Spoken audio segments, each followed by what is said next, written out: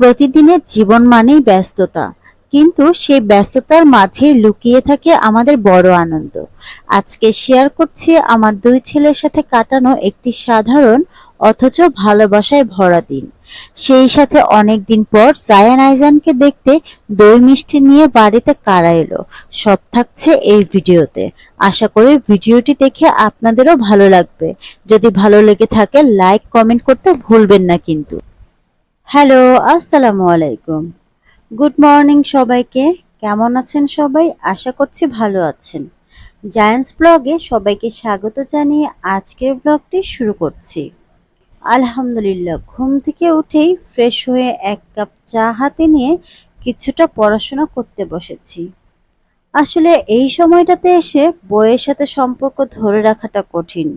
বাচ্চারা ঘুমিয়ে থাকলেই কেবল একটু সুযোগ হয় পড়াশোনা করার।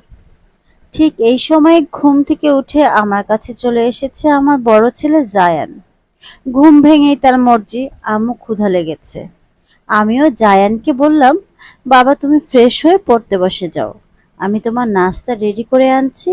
আর এদিকে আমি তাড়াহুড়ো করে চাটা শেষ করে বই বন্ধ করে রান্নাঘরের দিকে চলে আসলাম। রান্নাঘরে এসেই আমার ছোট ছেলে আইজানের জন্য আগে খিচুড়ি রান্না শুরু করেছি। খিচুড়িতে ছিল গাজর, পেঁপে, ছোট মাছ, ডিম ও পোলাওয়ের চাল, যেটা বাচ্চাদের জন্য সুষম খাবার। এখানে মাছটা আমি আগেই সেদ্ধ করে নিয়েছিলাম এবং সবকিছু একসাথেই সেদ্ধ করতে দিয়েছি এবং এর মধ্যে এক টুকরো রসুন দিয়ে দিলাম। আর এইদিকে আমি খিচুড়িটা বসিয়ে দিয়ে অন্য চুলায় জায়ানের জন্য খাবার বসাবো। তাই জন্য খিচুড়িটা ঢেকে দিলাম যেন আস্তে আস্তে সেদ্ধ হয়ে থাকে। এদিকে আমি একটা চুলায় জায়ানের জন্য সবজি করব, তাই এখানে পেঁয়াজ দিয়ে দিলাম আর গাজর এবং আলু দিয়ে জায়ানের জন্য ভাজি করছি, কারণ ও সকাল সকাল রুটি এবং ভাজি বা সবজি খেতে পছন্দ করে। জায়ানের সকালে নাস্তা তৈরি করতে করতে এদিকে আইজানের খিচুড়ি হয়ে গেছে।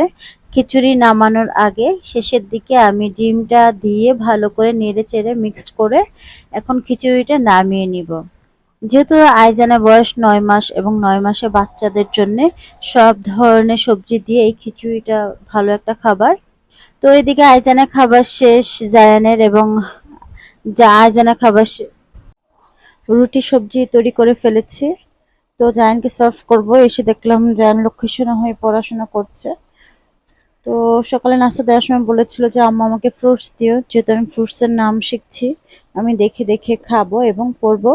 আইজানও দেখলাম এক পা দুপা করে ভাইয়ের কাছে আসছিল ফ্রুটস নেওয়ার জন্য, তাই আইজানকেও হর্সে বসিয়ে দিলাম একটা অ্যাপেলের টুকরো দিয়ে, যে বাবা তুমি এখানে বসে খাও।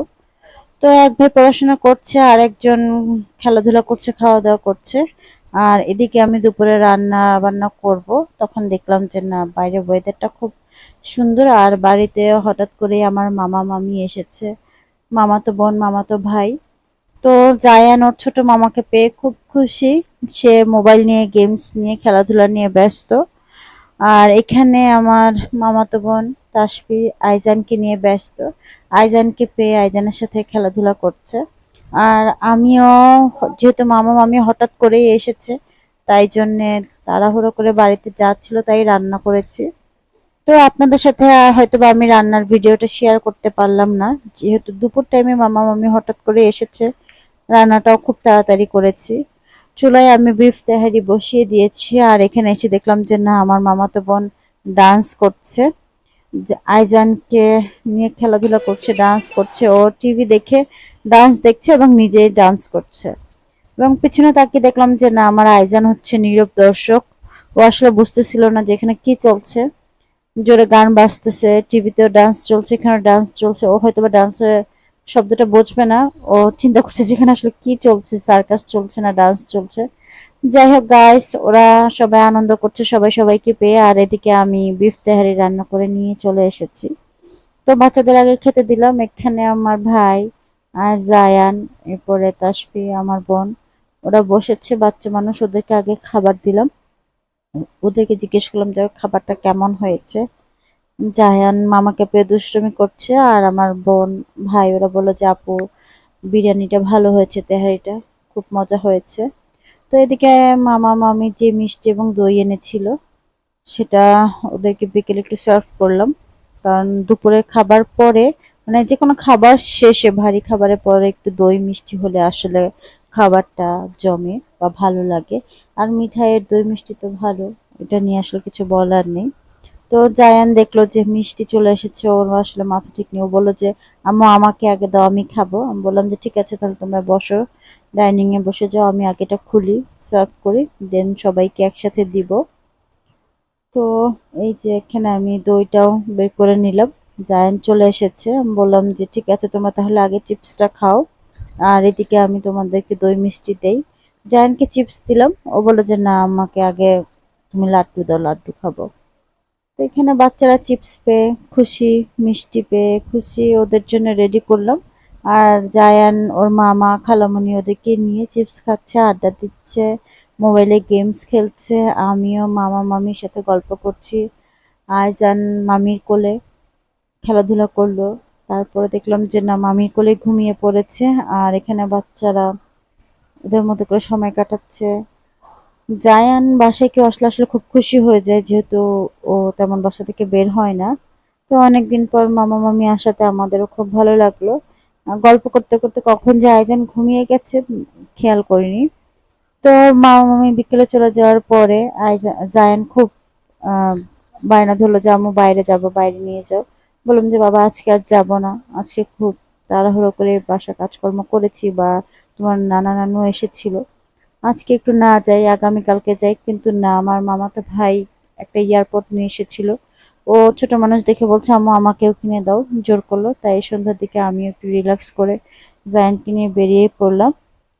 এমন সময় দেখলাম যে না আমাদের বাসার কাছেই এখানে একটা খুব সুন্দর বিগ বাই শোরুম হয়েছে এবং ওরা ডিসকাউন্ট দিচ্ছে। তো আমি এর আগেও গিয়েছিলাম, আর আজকে যাওয়ার সময় ঢুকলাম যে দেখি নতুন কোনো কালেকশন এসেছে কিনা। কিন্তু না, গিয়ে দেখলাম যে এর আগের বারের তুলনায় এবার অনেক অনেক সুন্দর সুন্দর ড্রেস এসেছে। তাই আমি কিছু ড্রেস নিচ্ছিলাম, জায়ান মন খারাপ করে বসে আছে যে তুমি আমার এয়ারপোর্ট কিনতে এসে এখানে কেন ড্রেস দেখছো। তো বললাম যে আসো দেখি, ভালো লাগলে নিব, তোমারটাও কিনে দিব। ও বসেই আছে, তো আমি এদিকে ঘুরে ঘুরে দেখছিলাম। ড্রেসগুলো খুব সুন্দর, কিন্তু কেন জানি মনে হচ্ছিল যে না এটা সামারের জন্য না, এই কালেকশনগুলো উইন্টারে বেস্ট হবে। তো আমি এখানে ড্রেস দেখছি আর জায়ান এখানে লুকোচুরি খেলছে। তো ওকে বললাম যে বাবা দুষ্টুমি করো না, তোমাকে কিনে দিব, আগে আমি একটু দেখি ড্রেসগুলো, আমার কিছু প্যান্টও কিনতে হবে। এখানে কিছু কোট সেট ছিল, এগুলো খুব ভালো ছিল। তো প্যান্ট কালেকশন এসে দেখলাম যে বেশ কিছু ট্রাউজার প্যান্ট, ফর্মাল প্যান্ট খুব ভালো ছিল।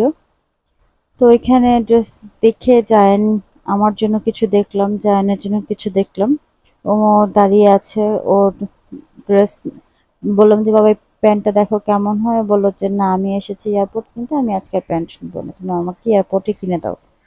তখন আর কি করা, এখান থেকে বেরিয়ে চলে গেলাম। আমার বাসার কাছেই আমাদের বনশ্রীতে একটি শপিং মল রয়েছে, সেখানে এই শপিং মলটা আসলে আমাদের বনশ্রী বাসের জন্য খুবই উপকারী, কারণ এখানে সবকিছুই পাওয়া যায় হাতের নাগালে, একটু দূরে যেতে হয় না। তো যায়েন এখানে সেই নানা ধরনের যেই হকার্স দোকানে রয়েছে, ওরা শপিং মলের বাইরে বসে সেই খেলনাগুলো দেখে নিজের মতো করে দেখছে, পছন্দ করছে। তো আমি বললাম যে ঠিক আছে তুমি দেখো, তারপরে যদি মনটা একটু খুশি হয় ভালো হয়। আর আমার মামাতো বোন মামাতো ভাইয়েরা চলে যাওয়াতে ওর মনটাও খারাপ হয়ে গেছে, কারণ ও চেয়েছিল আজকে যেন সবাই থেকে যায়। তো যাই হোক, এখান থেকে খেলনা দেখে আমি শপিং মলের ভিতরে ঢুকলাম। জায়ান আর আমি, নিচে কিছু কালেকশন ছিল, উপরেও ছিল। তো ও বললো ও আসলে মামাদের সাথে আসে এখানে দেখে, তাই ও জানে যে কোথায় এয়ারপোর্ট বিক্রি করে, কোন ফ্লোরে। জায়ান আমাকে নিয়ে যাচ্ছিল, কারণ আসলে আমি তো এগুলা ইউজ করি না, আমি তেমন জানিও না। ও মা আমাদের কাছ থেকে শিখে ফেলেছে যে আসলে কোনটা এয়ারপোর্ট, কোন কোম্পানিটা নিতে হবে, কোনটা বেশি ভালো হবে। বললাম যে ঠিক আছে তুমি তোমার পছন্দ মতোই নাও। তো মা ছেলে কিছুক্ষণ এখানে ঘোরাফেরা করলাম, কেনাকাটা করলাম। জায়ানও খুশি হয়ে গেল। আসলে পছন্দের মতো জিনিস পেলে সবাই খুশি হয়। তো গাইস আজকের দিনটি তোমাদের সাথে শেয়ার করলাম। তো আমাদের আজকের ব্লগটি ভালো লাগলে অবশ্যই লাইক এবং কমেন্টস করে দিও। তোমাদের সাথে দেখা হবে নতুন কোনো ব্লগে, সে পর্যন্ত সবাই ভালো থেকো। আল্লাহ হাফেজ।